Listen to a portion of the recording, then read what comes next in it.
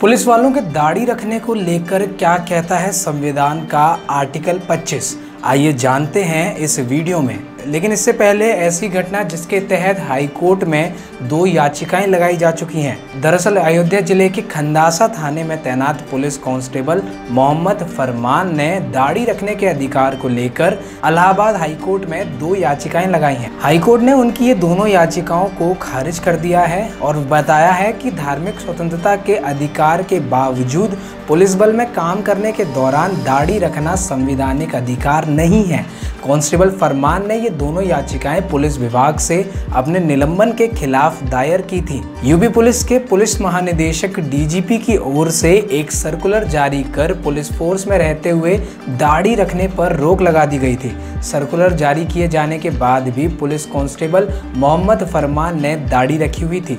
इसके बाद आदेश का पालन न करने के चलते अयोध्या पुलिस ने उन्हें निलंबित कर दिया। इस विभागीय कार्रवाई के खिलाफ फरमान ने 2 याचिकाएं दायर की। पहली याचिका में उन्होंने अपने खिलाफ अयोध्या के डीआईजी द्वारा जारी किए गए निलंबन आदेश को चुनौती दी और दूसरी याचिका में विभागीय अनुशासनात्मक कार्रवाई के आरोप पत्र को चुनौती दी है। कांस्टेबल फरमान ने तर्क दिया था कि संविधान हर नागरिक को धार्मिक स्वतंत्रता का अधिकार देता है और उसी के तहत उन्होंने मुस्लिम सिद्धांतों के आधार पर दाढ़ी रखी है। वहीं जस्टिस राजेश सिंह चौहान की सिंगल बेंच ने मोहम्मद फरमान की दोनों अलग अलग याचिकाओं को खारिज करते हुए कहा कि 26 अक्टूबर 2020 का सर्कुलर पुलिस बल में अनुशासन बनाए रखने के लिए जारी किया गया एक कार्यकारी आदेश है, जिसके मुताबिक पुलिस बल में काम करने के दौरान दाढ़ी रखना संवैधानिक अधिकार नहीं है। जस्टिस चौहान ने याचिका दायर करने वाले कांस्टेबल के खिलाफ दायर निलंबन आदेश और आरोप पत्र में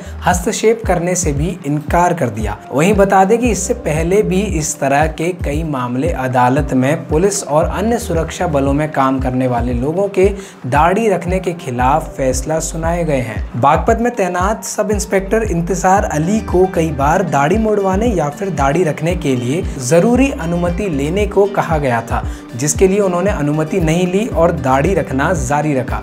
उन्हें इस मामले में कारण बताओ नोटिस करने के साथ साथ निलंबित कर दिया गया था और उनके खिलाफ जांच का आदेश दिया गया था। इसी तरह के एक और मामले में अक्टूबर 2008 में भारतीय वायुसेना में एयरमैन के पद पर कार्यरत अंसारी आफ्ताब अहमद की सेवाओं को एयरफोर्स द्वारा समाप्त कर दिया गया था और कहा गया था कि सभी मुस्लिम दाढ़ी नहीं रखते हैं। इस्लाम में दाढ़ी रखने का रिवाज वैकल्पिक है, इसलिए ये नहीं कहा जा सकता कि इस्लाम धर्म इसके मानने वालों को बाल या दाढ़ी काटने से मना करता है। वहीं सुप्रीम कोर्ट के मुख्य न्यायाधीश रहे टी.एस. ठाकुर की अध्यक्षता वाली पीठ ने भी मामले की सुनवाई करते हुए अहमद की बर्खास्तगी की पुष्टि की थी।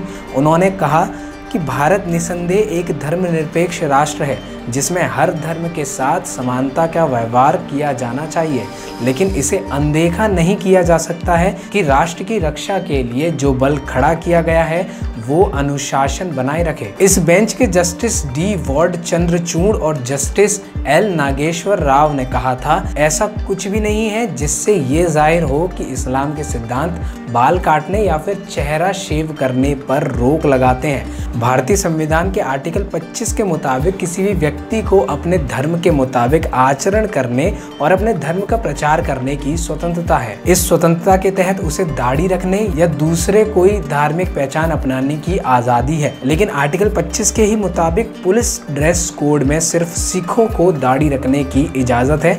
अगर इनके अलावा कोई और दाढ़ी रखना चाहता है तो उसे पुलिस विभाग से अनुमति लेनी होगी। आइए जानते हैं कि संविधान के जानकारों की इस बारे में क्या राय है।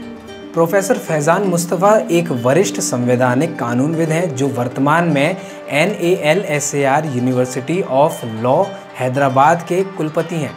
इन्होंने अपने ऑफिशियल यूट्यूब चैनल पर एक वीडियो में इस मामले पर बात की और कहा था कि अगर कोर्ट सिर्फ इतना कहती तो बात खत्म हो जाती कि अगर आप सुरक्षा बलों में या पुलिस में नौकरी करनी है तो आपको वहाँ के नियम मानने होंगे। लेकिन कोर्ट का ये निर्धारित करना गलत है कि किसी मुसलमान के लिए दाढ़ी रखना ज़रूरी है या नहीं। इसी तरह की खबरों के लिए जुड़े रहिए हमारे साथ ज़ोदाना अब तक न्यूज़ पे।